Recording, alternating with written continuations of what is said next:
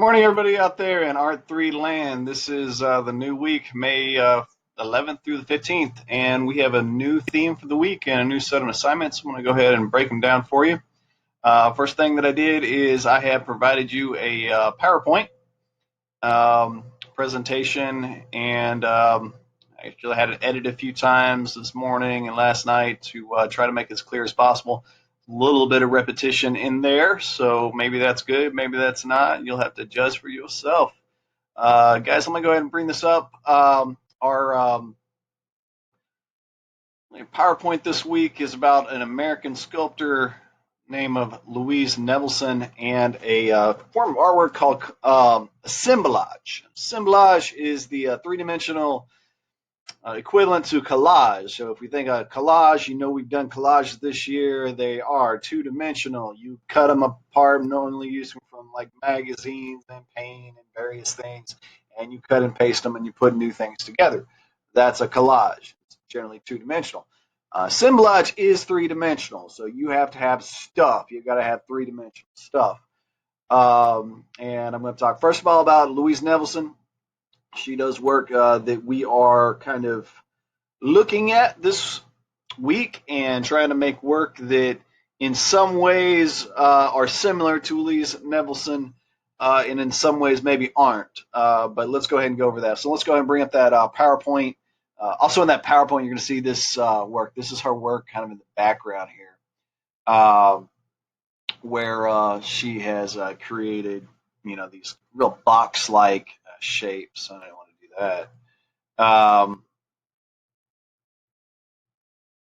There we go. These kind of box-like shapes and put various objects together, and then she paints them. We're not going to do any painting. We're not going to be any gluing or painting or pasting or tacking or nailing or anything like that. First of all, because you don't necessarily need to have that kind of mess at home. But we all don't have that kind of stuff either. So I want to focus on things we do have and things we can do right now. So let's go and pull this up. So again, this week's theme is on assemblage. Our goals this week is to become familiar with the art of Louise Nevelson, to learn about and use the art of assemblage, and to make better compositions using the principles of unity and variety and a monochromatic color scheme. Implied here is that we are starting to work in a little bit more of an abstract way, which considering how many iPads I saw, drawings of iPads and trumpets and jazzes and notes for last week's music, that I said, please think about these in an abstract way. It was a little less removed than I would have hoped it would have been. So let's talk about abstraction. Let's talk about assemblage, how we use unity and variety in order to create compositions, and how this can work. So this week's assignments. We have basically the two weekly assignments I usually give, the sketchbook and the art project. Our project is going to be kind of a thing where you gather things together and you're going to photograph it. The sketchbook assignment is going to be two very specific ones. So first part, you're going to answer in a short paragraph. What is the most interesting thing about the art of Louise Nevelson, preferably typed if you can, or make sure you take a really good photograph so I can actually read that handwriting or however you may write it. So, make sure it's clear. Should be a paragraph. And I think, if you're writing a good 5 minutes, what that looks like versus if you wrote a sentence, that's not 5 minutes. We want to write a paragraph. Maybe you might be short. Maybe it might take you a minute, and I would understand that. But a minute, you should probably be able to write a few sentences about what you think is the most interesting. Break it down for me. The second sketchbook assignment is you're going to draw 5 things that are monochromatic types of food in an interesting composition. Please color it if you can. It's 1/2 page. Again, these I don't want you to spend more than about 5 to 10 minutes max a piece for each of those half page sketchbook entries. All right. So Monochromatic again means that everything is literally one color.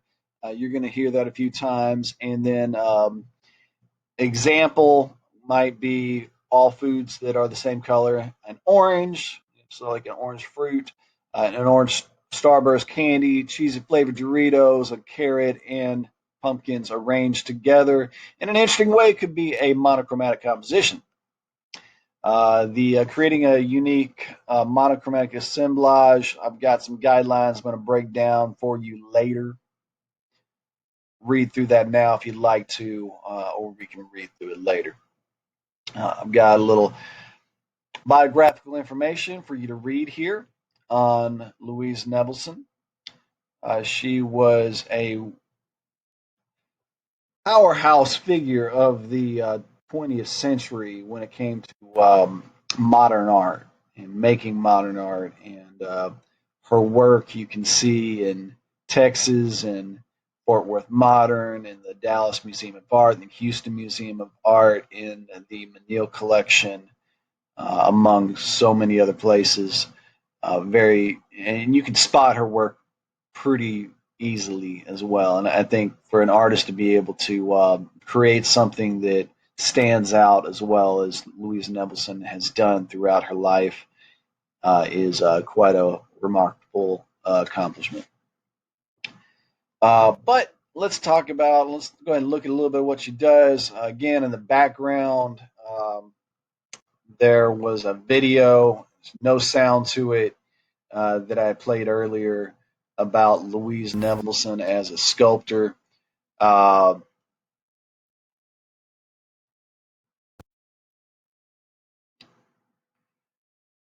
you can see that she has gathered various material together in order to make her work. She has been known for collecting things from around New York and places that might make molding for furniture and assembling different things together. Um, Often painting them white or black or a different color in order to give it that sense of unity. And of course, various shapes. There's also this like horizontal and vertical grid that holds everything together. It's not a perfect grid. It's kind of broken up a little bit, but that has a lot to do with her very well-known look to her work. So put things together that others might have thrown out. That's pretty much part of what a lot of assemblage artists do. Some of what they do is an environmental response, an ecological response to the way in which we live our lives. Certainly in the 1950s, 1960s, when assemblage really became much more of a thing with the artists Robert Rauschenberg and Jasper Johns. Uh, there was this idea after World War One and World War Two that the world had changed, and that because of the atom bomb, we need to respond to this new world. How are we going to treat this world? Of course, you have the 1960s with the different activists around the world that would, you know, expose some of the things we're doing to our environment. That's a big part of what assemblage is. So again, after you look at a little bit of her work and how she brought things together, you probably can get an initial response. So that's what I'm going to ask you to do as the first part and a half page, around about 5 to 10 minutes max. Please write a short paragraph. What is the most interesting thing about Louise Nevelson? Okay, and again, read through the biographical information, um, terminology, and again, you can maybe consider this before you write that. Assemblage is art made by disparate elements, often everyday objects scavenged or bought by artists to put things together. Uh, great source that I put right up in there, and where I got this definitions from the Tate Museum in London. And if you follow that link, you'll find a lot of great examples of assemblage and modern art. There's where I got the definition there. You recognize this artist right there? That's Pablo Picasso's work. Um, some of the surrealists in the 1930s would do work using assemblage. In fact, right down here you've got Man Ray, who's an assemblage artist and a surrealist. Mario Merz has links to different cubist artists and surrealist artists, as well as in the postmodern age with Jasper Johns, Robert Rauschenberg, Neo-Dada, and various artists of the postmodern age, and also some more contemporary artists if you want to look a lot of that information up. And you might be asking yourself, after you've looked at a few of those, how can we do this? You can do it. There's a link right here. This is the second link that we have on assemblage. Let's pull that up. Control. And cannot open the specific file. Okay, I guess we're going to copy that. And I'll still open it up. So, probably, here we go. Found object art. Make sure that link works. If it doesn't, I'll fix it before we go back to the video. There we go. And it's, of course, a middle school art history. Oh, found object art.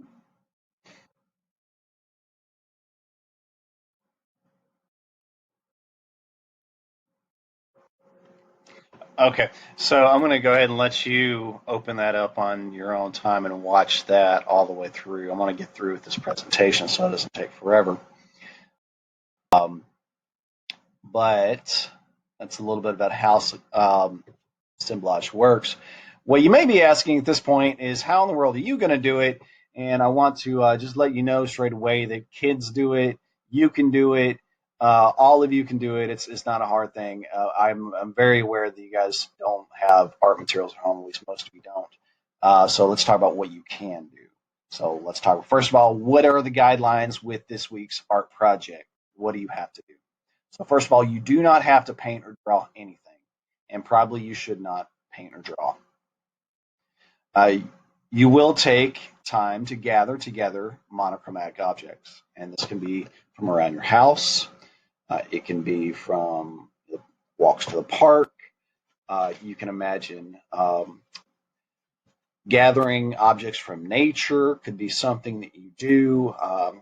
I've seen some examples that I can probably look through and pull up from some artists who gathered monochromatic objects as part of our photo themed alternative when we were doing the bingo artist choice board that did some wonderful compositions just gathering objects together. So I mean, I can already see the students have already really done this to some degree.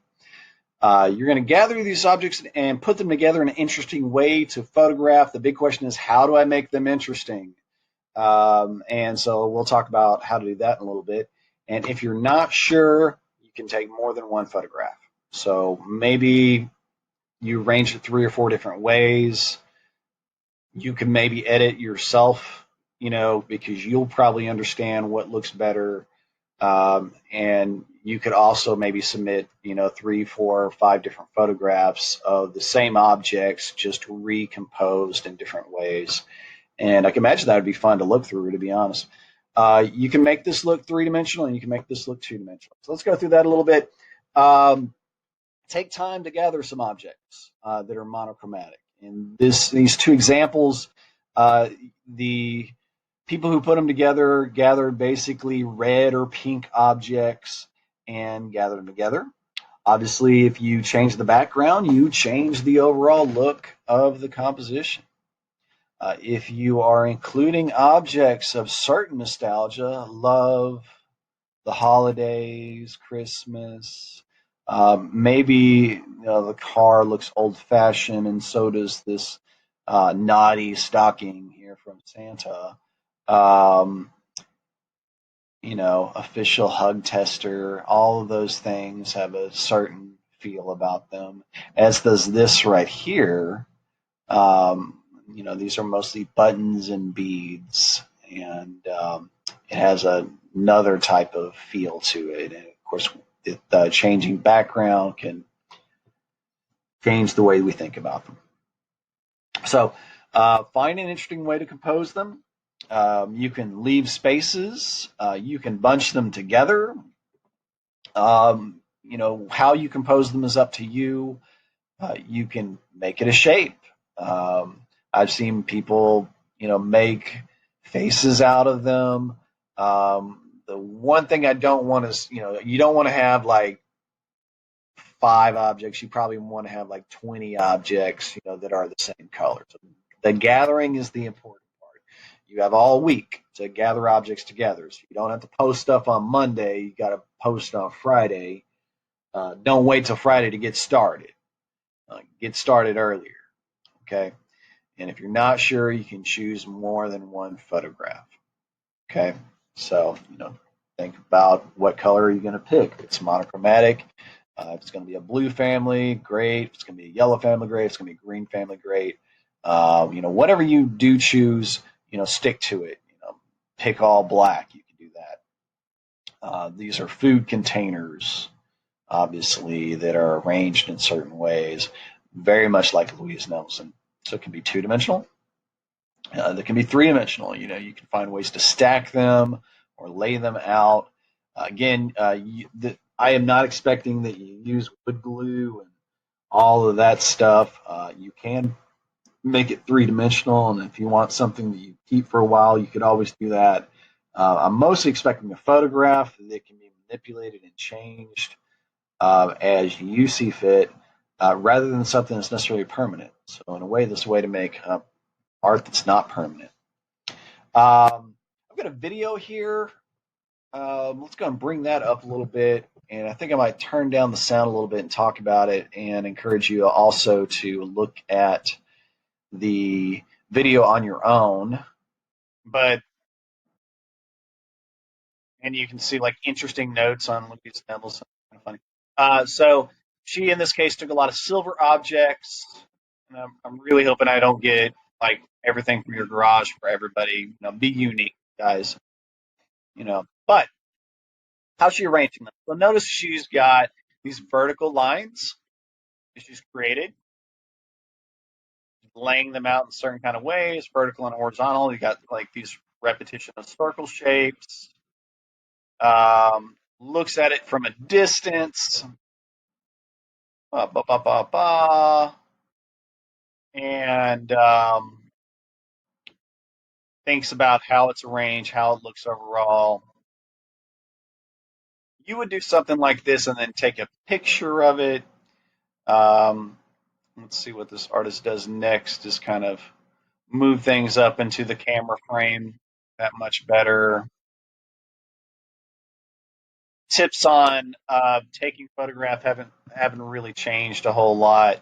Use natural light when available, or at least use a good light source. Okay. There we are. My happy little face again.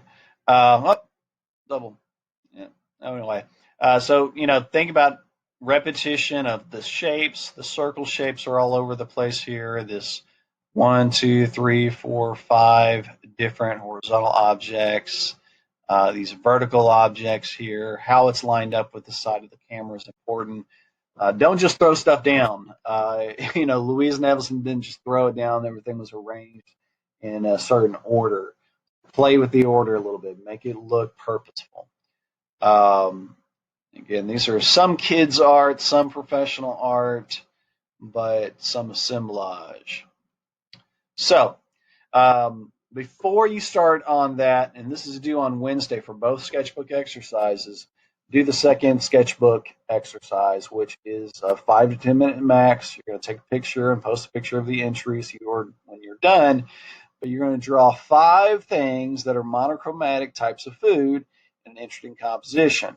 I talked about that earlier. The rubric is 70% completion, 10% concept, 10% craftsmanship and photo quality, and 10% design. You'll have the same rubric for the this week's art project, completion, concept, craftsmanship and photo quality, and design. And if you're looking at the assignments, I've broken down what it means to be complete, what it means to have a good concept or something that stands out, what is good craftsmanship, what is good design, and I've tried to break it down better than I've done in the past. So I've been updating those rubrics. Guidelines, again, you do not have to paint or draw anything for the art project. You do, however, have to draw something for the sketchbook entry. For the art project, take time to gather some objects. Start early in the week. Don't wait until like the hour it's due. Okay.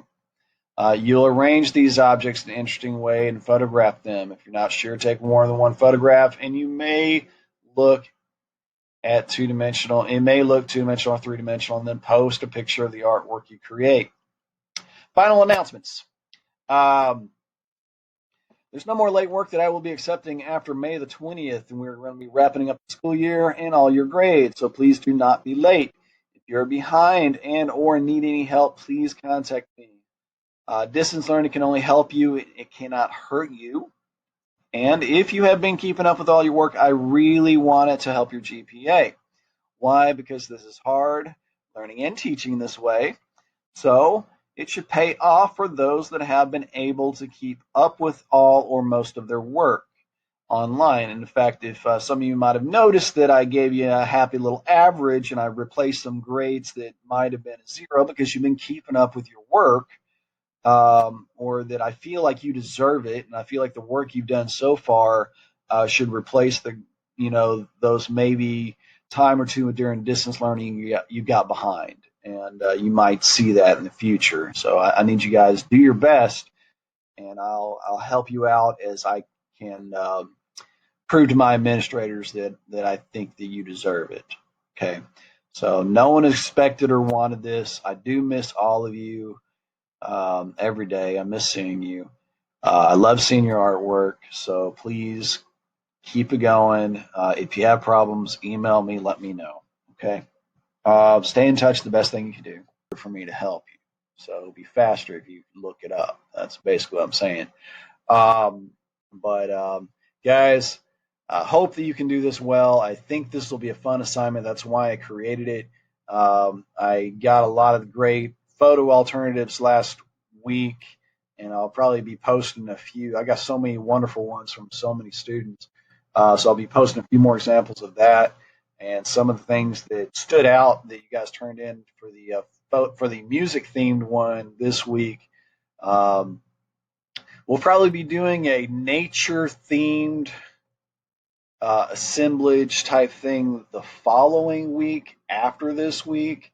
That's really tentative right now, but that's something I'm thinking about right now, is something that you can do without art materials that you can do by simply gathering things and taking a photograph of them. So, guys, again, take care. Hope you're doing well.